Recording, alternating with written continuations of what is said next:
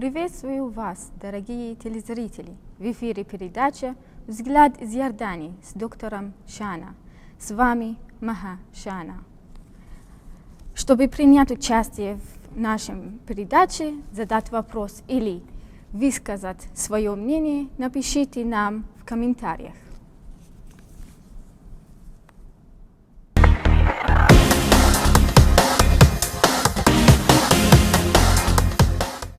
В марте 2017 года в Аммане прошла отчетно-выборная страновая конференция Координационного совета Организации российских соотечественников Иордании. В нашем эфире мы будем называть это КСОРС. В ходе этой конференции был выбран новый председатель КСОРС Иордании Елена Титова. И сегодня у нас в гостях новый председатель КСОРСа Иордании Елена Титова. Елена Титова, расскажите, что собой представляет этот КСОРС?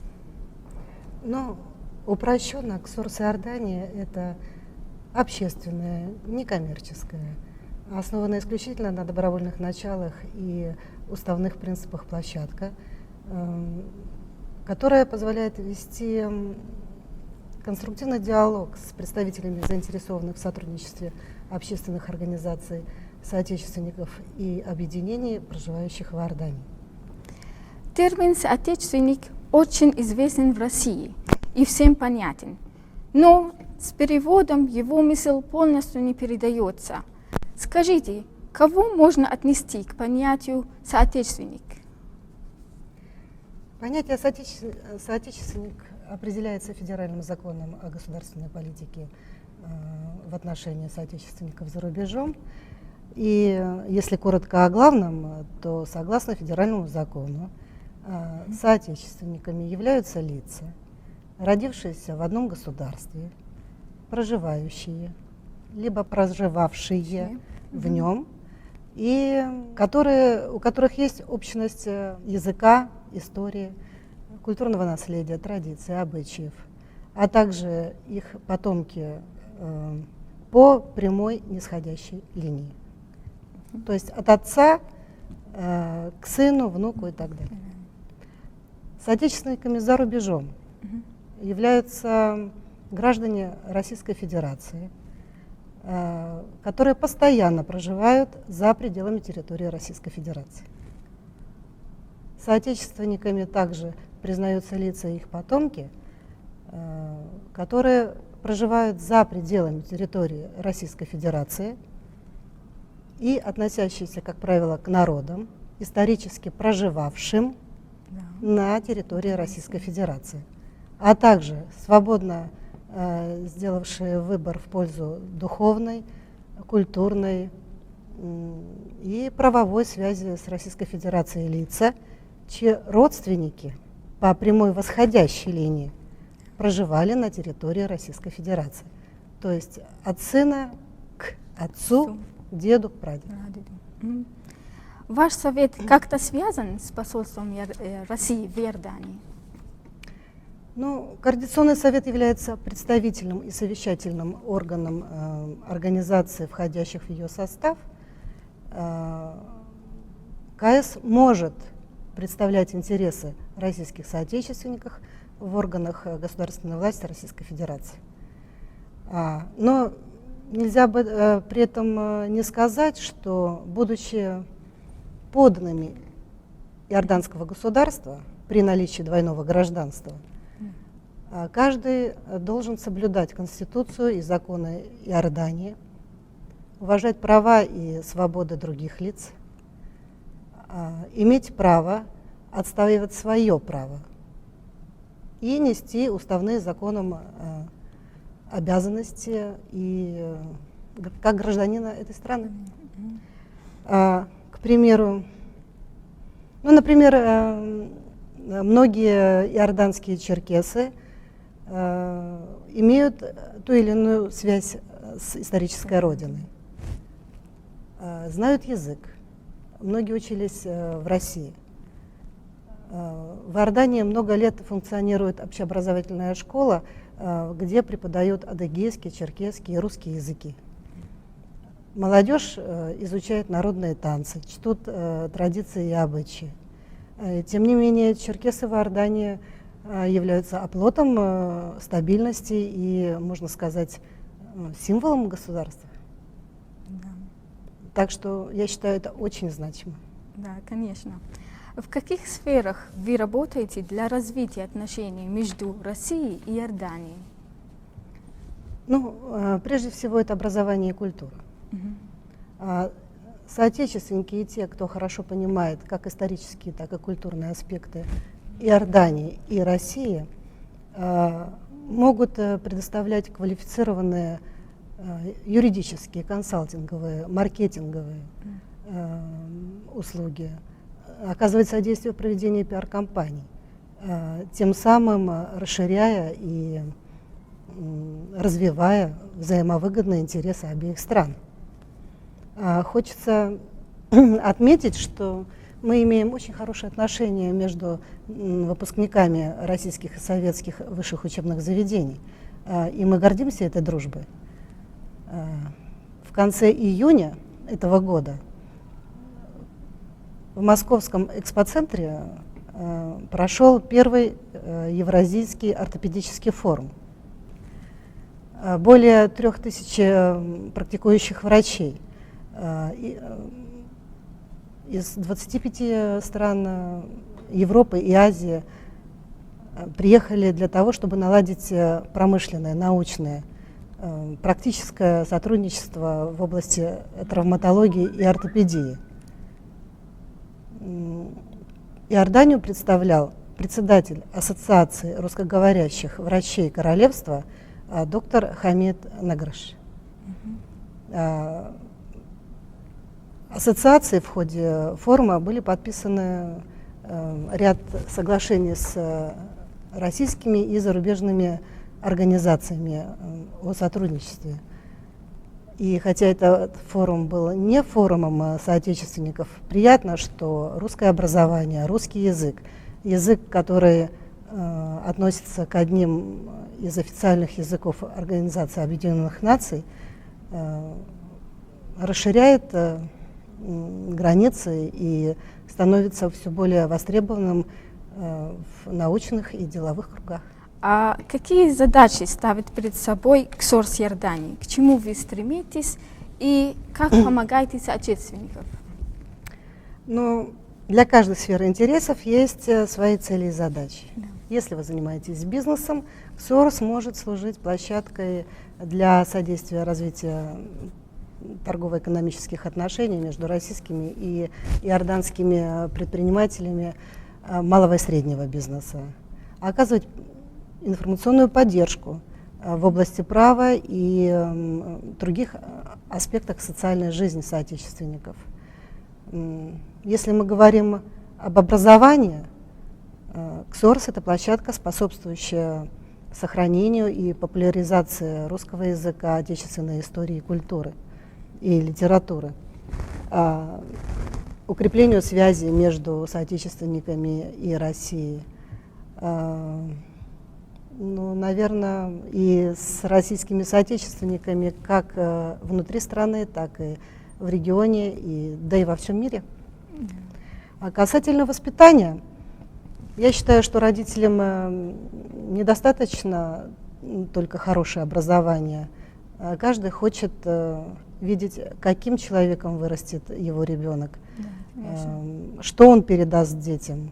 И в то время, когда размываются общечеловеческие ценности, рушатся традиции, забываются обычаи, рвется нить между старшим и младшим поколением, конечно, актуальна народная педагогика, которая направлена на сохранение этнических ценностей воспитания как составной части и национальной культуры, святость семьи, уважение, сохранению рода, уважение к предкам, почитание старших, стремление не опорочить имя отца, желание своими знаниями и трудом упрочить авторитет рода, заслужить уважение людей. Я считаю это одними из краеугольными камнями воспитания достойности. Да, это действительно. Так вот, я хочу сказать, что думаю, что при всей глобализации мира стремление к идентичности присуще всем народам. И многоязычным семьям, в которых много языков и один мир, наша работа очень актуальна и важна. А расскажите, пожалуйста, какие ваши проекты и будущие планы? В апреле 2017 года в Омане прошла 11-я региональная конференция российских соотечественников стран Ближнего Востока и Африки. Я хочу сказать, что атмосфера была настолько теплой и дружной, что проекты, инициированные на этом конгрессе, приобрели форму корпоративного движения. И, наверное, основная цель конференции консолидации российских соотечественников была целиком и полностью выполнена. И реализация этих проектов стала нашим будущим и ближайшим настоящим. Расскажите, пожалуйста, подробнее об этих проектах. Проекты, конечно, они имеют цели.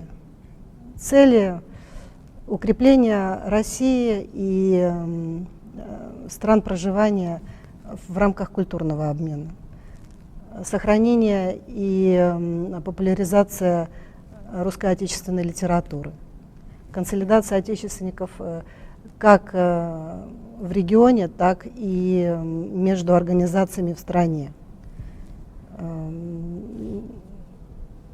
Это вообще красивые проекты. Созидание, творчество, стремление найти зерно какой-то личности в работах. Это просто замечательные проекты. Проект «Страна, в которой я живу». Его тематика Иордания глазами соотечественников. Это конкурс рисунков и конкурс фотографий. Конкурс рисунков, здесь фантазия безгранична. А конкурс фотографий это идет по категориям город, пейзаж и портрет. А есть какие-то ограничения по фотографии? Конкурс это онлайн. Чем хороши онлайн-конкурсы? Они прозрачны, они доступны и они демократичны. Это для всех возрастов, состояния здоровья и места расположения. Поэтому танцуют все. Это хорошо. Насчет фотошоп там учитывается? Учитывается там в фотографиях, если сделан фотошоп или нет? Фотография, единственное условие для конкурса фотографии – это без фотошопа. Реальные, действительно смешные и не очень красивые творческие фотографии. Страна, следующий конкурс, проект международный проект детского рисунка. Он идет под эгидой фестиваля «У детства нет границ». У него есть ограничения. Дети от 6 лет до 16, учредитель КСОРС Марокко. Конечно, все проекты организуем мы здесь, в Иордании, КСОРС Иордании. Эти работы, все проекты и все конкурсы проходят несколько этапов. Страновой, региональный и, в конце концов, Всемирный конгресс соотечественников в Москве в 2018 году. Что представляет собой «Я рисую Россию»? Это Россия глазами соотечественников. Эти два конкурса «Страна, в которой я живу» и «Я рисую Россию» как раз нацелены на укрепление связи между Россией и странами проживания. В России дети увидят то, чем живут соотечественники, и наоборот. Поэтому, пожалуйста, принимайте участие. Обязательно. Проект «Болдинская осень», он немного другой. Здесь этот проект для того, чтобы дети стали читать, заинтересовались литературой. Он предназначен для расширения кругозора. Читайте произведения, рисуете.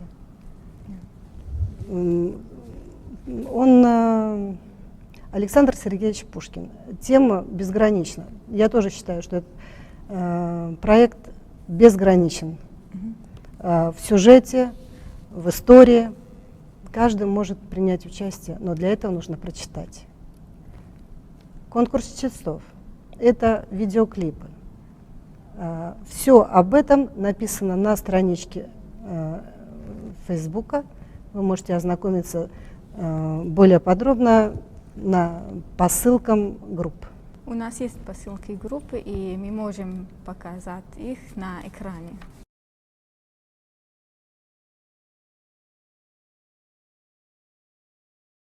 Я хочу сказать, что проект «Страна, в которой я живу», учредитель и разработчик Ксорс Катар. По проекту «Международный детский рисунок» «Я рисую Россию», учредитель и разработчик Ксорс Марокко. Так что, если есть вопросы и предложения, обращайтесь. Если есть работы, помещайте на страничке. Меня зовут Ханин Халик. Я изучаю русский язык в Иорданском университете. Я иорданка. Я люблю поэзию Пушкина. Александр Пушкин, я вас любил. Я вас любил, любовь еще, быть может, в душе моей угасла не совсем. Но пусть она вас больше не тревожит. Я не хочу печалить вас ничем. Я вас любил безмолвно, безнадежно, ту робостью, ту ревностью томил. Я вас любил так искренно, так нежно, когда вам Бог любимый быть другим. Здравствуйте, меня зовут Мия Абаза, я черкешенка, и я изучаю русский язык в Иордании университет. Я люблю Александр Пушкин, поэтому я буду сказать ему известное стихотворение. Я вас любил. Я вас любил.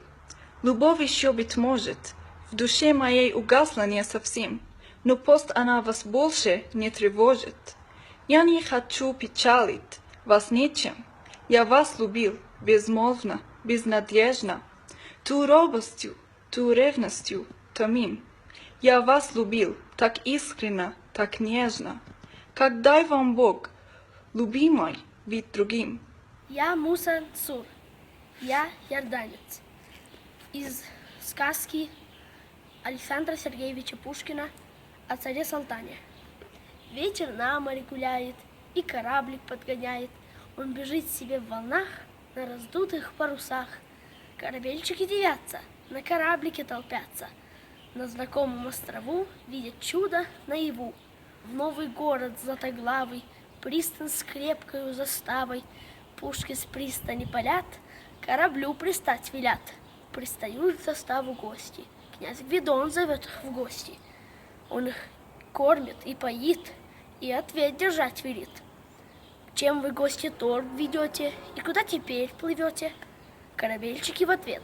Мы объехали весь свет, торговали соболями, чернобурыми лесами, а теперь нам вышел срок. Едем прямо на восток, мимо острова Буяна, в царство славного Салтана. Князем вымолвил тогда: добрый путь вам, господа, по морю, по океану, к славному царю Салтану, от меня ему поклон. Ждите нас, мы вернемся через пару минут.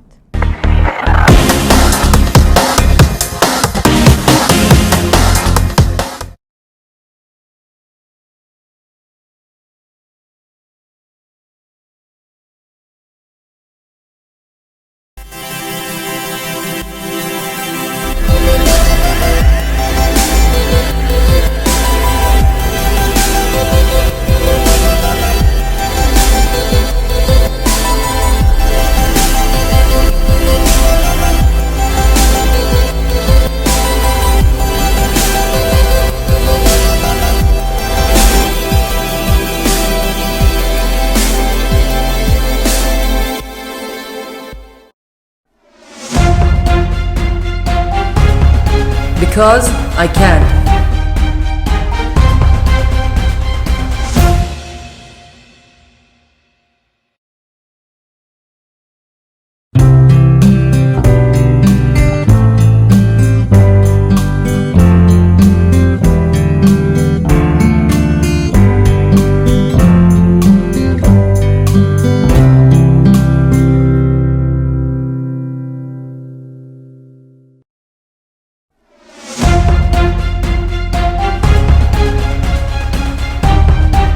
I believe.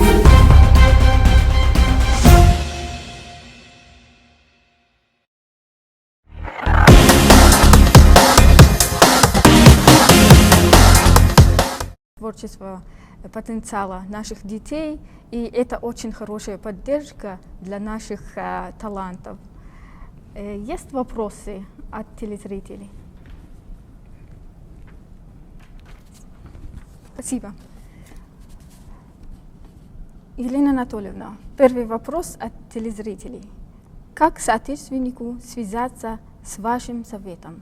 Электронная почта. Электронная почта. Мы покажем потом, через пару минут, электронная почта совета КСОРС. Второй вопрос от телезрителей. Каким проблемам приходится сталкиваться чаще всего совету? Аренда, инвестиция, поиск спонсора.